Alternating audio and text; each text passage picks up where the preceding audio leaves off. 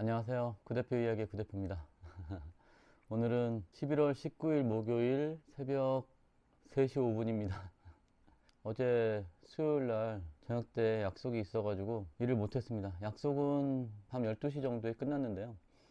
비도 오고 일하기가 좀 애매하더라고요. 그래가지고 안 타고 집에 들어왔고요. 영상을 찍을까 말까 고민을 많이 했습니다. 일을 안 하는 날 영상을 찍은 적이 거의 없었거든요. 하루인가 이틀 있었는데 고민을 하다가 그래도 영상을 기다리시는 분들이 있으니까 짧게라도 영상 하나 찍자 이렇게 생각을 했는데, 오늘은 제가 저희 회사에 신입 기사분들이 오시면 제가 교육을 해드리기도 하거든요. 필요 없으신 분들은 안 해드리는데 그 교육이 1시간 정도 걸려요, 제가 하는데. 근데 그거를 다 말씀드리기엔 너무 시간이 많이 걸려서 안 되고 짧게 중요한 것만 제가 몇 가지를 추려서 말씀을 드리겠습니다. 프로그램 사용하는 방법에 대해서는 뭐 대부분 다 아시고 그러시기 때문에, 그래도 혹시 초보이신 분들 중에 모르시는 분들이 또 있을까봐 간단히 중요한 것만 말씀드리면, 오다가 이렇게 나와 있을 때 그거를 다 지워버려야 됩니다. 내가 안갈 오다들이 떠 있으면 그걸 계속 보고 있으면 안 되거든요. 필요가 없거든요. 새로운 오다가 나올 때 새로 나온 오다가 어느 쪽에 있는지 잘 보이지도 않고, 그렇기 때문에 도착지를 누르고 위에 거부를 누르면 그 오다가 사라집니다. 그렇게 해가지고 내가 안갈 오다들은 다 삭제를 하고 깨끗한 상태에서 오다를 기다리셔야 돼요. 그리고 오다에 보면 맨 앞에 거리가 있고 그 다음에 요금이 있지 않습니까? 20K, 뭐 30K, 15K 이렇게 뭐 2만원, 3만원, 15,000원 이런 요금인데, 그 K 뒤에 모양이나 숫자나 기호가 들어오는 게 있습니다. 모양이나 숫자나 기호, 이거는 각 회사의 고유 마크입니다.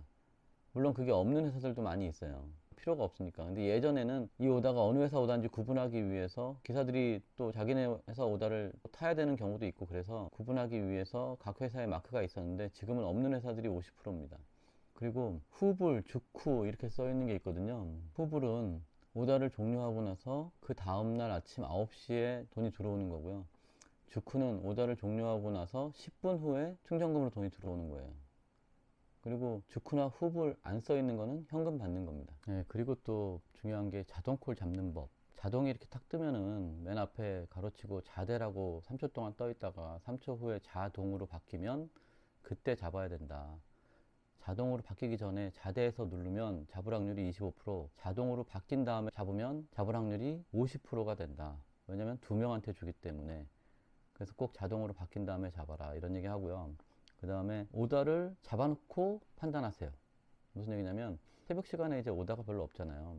근데 오다가 딱 떴을 때 이게 어디서 어디 가고 얼마고 이걸 다 보고 잡으려고 그러면 잡기가 힘들다. 그러니까 먼저 가까운 거리에서 오다가 떴으면 거리만 일단 먼저 보고 일단 잡고 상세 배치하고, 그 다음에 내용을 보신 다음에 못 갈 것 같으면 빨리 상황실에 전화해서 캔슬을 해라. 죄송하다, 오다 잘못 잡았습니다, 이렇게 얘기해서 빼달라고 얘기하면, 빨리만 전화하면 웬만하면 빼준다. 근데 기사분들이 그렇게 못하는 이유 중에 하나가 상황실에서 싫어할까봐, 그리고 내가 좀 전에 오다를 하나 뺐는데 또 빼달라고 그러면 문제가 될까봐, 이런 것들 때문에 못하시는 분들이 많은데요. 내가 좀 전에 뺀 오다랑 지금 잡았다가 빼달라고 하는 오다랑 같은 상황실일 확률이 거의 없습니다.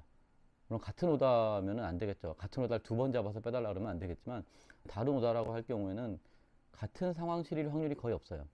그리고 같은 상황실이라 하더라도 같은 상담원이 제 전화를 두 번 받을 확률이 없고, 만약에 같은 상담원이 제 전화를 두 번 받았다 하더라도 빨리만 전화하면 웬만하면 빼줍니다. 그러니까 새벽에 좀 한가한 시간에, 피크 타임에 오다 많을 때는 그러시면 안 되고, 좀 한가한 시간에는 오다를 잡아놓고 그 다음에 갈지 말지를 판단하고, 웬만하면 가시고, 도저히 갈 수가 없는 상황이면은 상황실에 전화해서 빼달라고 하시면 웬만하면 문제가 안 생깁니다. 근데 가끔 가다가 그런 경우에 상황실에서 1시간 동안 오다를 못 보게 락을 거는 경우가 있어요. 그거는 상황실의 고유 권한이에요. 프로그램에 상에서 오다를 뺄 수 있기 때문에, 잡은 다음에는 못 빼지만 어쨌든 한번 눌렀을 때 뺄 수가 있기 때문에 그때 빼는 게 원칙인데, 만약 상황실에 전화해서 오다를 빼달라고 했을 때는 상황실에서 1시간 락을 걸 수 있는 그 자격이 있습니다. 그래서 불법은 아닌데, 그렇게 하는 상황실이 그렇게 많지 않으니까요. 빨리만 전화하면 빼주니까 그렇게 오다를 잡아놓고 판단을 하시라고 제가 말씀 꼭 드리고요.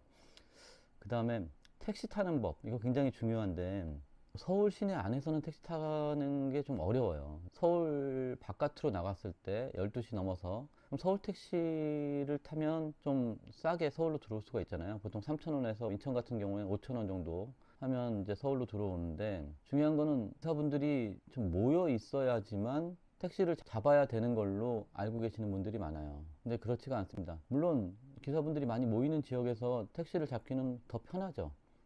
한 서너 명 모여 있으면 서울 택시 세워가지고 나가냐고 물어보면 뭐 4명이니까 3,000원씩 내서 뭐 나오고 그렇게 하긴 하지만, 그보다 더 중요한 거는 나 혼자 있을 때예요. 나 혼자 있을 때도 충분히 가능합니다. 서울 택시를 그냥 세워가지고 기사들 태우고 나가세요 물어보고, 몇 명이냐고 물어보는 택시 기사들도 있어요. 그럼 저 혼자인데 가면서 또 태우시죠. 이렇게 하면 됩니다. 그리고 제가 예전에는, 지금은 거의 그렇게 안 하는데, 제가 이제 가면서 태울 수 있다는 확신이 있잖아요. 그러면은 만약에 기사분들이 안 타, 제가 4명분 다 낼 테니까 걱정하지 말고 가세요. 그리고 기사분들 타면 저는 제 것만 내겠습니다. 그렇게 하고도 오는 경우가 있거든요. 전 자신감이 있었을 때는. 어디 가면 기사분들이 다 있다는 걸 아니까. 그리고 그 택시기사 입장에서도 한 명을 태우면 그 다음에 두세 명 더 태우기는 쉽잖아요. 그래서 한 명이라도 태워주는 택시기사분들도 되게 많아요. 어쩌면 더 고맙게 생각하는 기사분들도 있습니다.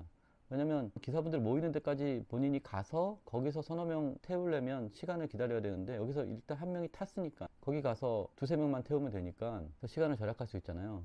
그래서 좋아하시는 기사분들도 있어요. 그러니까 혼자라고 해서 택시를 못 탄다, 이런 생각은 절대 하지 마시라는 거예요. 그게 굉장히 중요합니다. 혼자서 기사분들 많이 있는 번화가까지 걸어가려면 1km, 2km 걸어가는 거는 그건 정말 시간 낭비거든요. 꼭 혼자라도 서울 택시가 보이면 세워가지고 기사들 태우고 나가십니까? 물어봐서 나간다 그러면 먼저 타고 가는 길에 계속 태워가지고 나오시면 됩니다. 그리고 보조 배터리를 갖고 다니시잖아요. 충전선을 짧은 거를 하셔가지고 보조 배터리하고 핸드폰하고 두 개를 같이 손에 들고 이렇게 계신 분들이 많아요. 근데 이 충전선을 한 1m 짜리를 사시면 보조 배터리를 주머니에 넣고 그 충전선은 한 1m 정도 되니까 핸드폰만 들고 계시면 되거든요. 그래서 이 충전선을 꼭 한 1m 짜리를 갖고 다니시라고 제가 말씀을 드려요. 그러면 보조 배터리를 손에 들고 있지 않아도 되기 때문에 훨씬 손이 편하고 가볍고, 그리고 또 한 가지 좋은 점은, 혹시나 저처럼 핸드폰 링을 사용해서 핸드폰을 들고 다니시면 문제가 없는데, 핸드폰 링이 없이 핸드폰을 들고 다니시는 분들은 차에다가 이제 내비게이션이나 뭐 이런 걸 보기 위해서 계기판 같은 데를 핸드폰을 놓잖아요. 그럼 놓고 내릴 확률이 높은데, 이 1m짜리 선이 있으면 깜빡하더라도 선에 의해서 놓고 내릴 수가 없습니다. 그래서 꼭 1m짜리 선으로 가방이나 주머니에 보조 배터리를 넣고 충전을 하시라고 제가 얘기를 해요. 그리고 계기판에 놓더라도 선을 꼭 연결한 상태로 계기판에 놓으니까 핸드폰을 놓고 내릴 확률이 굉장히 적어집니다. 거의 없어지죠. 네. 그리고 이거는 뭐 중요한 얘기는 아닌데, 외곽이라든지 아니면 전원마을 이런 데 가면은 굉장히 어둡고 그런 길을 내려와야 될 때가 있거든요. 그래서 핸드폰에 있는 그 라이트도 도움은 되지만, 손전등 있잖아요. 자전거용 라이트, 이런 거 하나 조그만 거 갖고 다니시면 굉장히 유용하게 쓰고, 그게 또 왜 필요하냐면 길가에 개들이 있는 경우가 있어요. 묶여 있지 않은 경우. 그런 경우에 라이트에는 보통 다 전멸등 기능이 있거든요. 꺼졌다 켜졌다 꺼졌다 꺼졌다. 그 기능으로 이제 강아지를 비추면 강아지들이 절대 접근하지 않습니다. 왜냐면 보이질 않아요. 이쪽이 전멸등으로 비추면은. 그냥 라이트로 비춰도 괜찮긴 한데 전멸등으로 비추면 특히 효과가 좋습니다. 참고하시고요. 오늘은 제가 일을 안 해서 짧게 여기까지만 하겠습니다. 끝까지 시청해 주셔서 감사하고요. 구독과 좋아요, 알람 버튼도 부탁드리겠습니다. 감사합니다.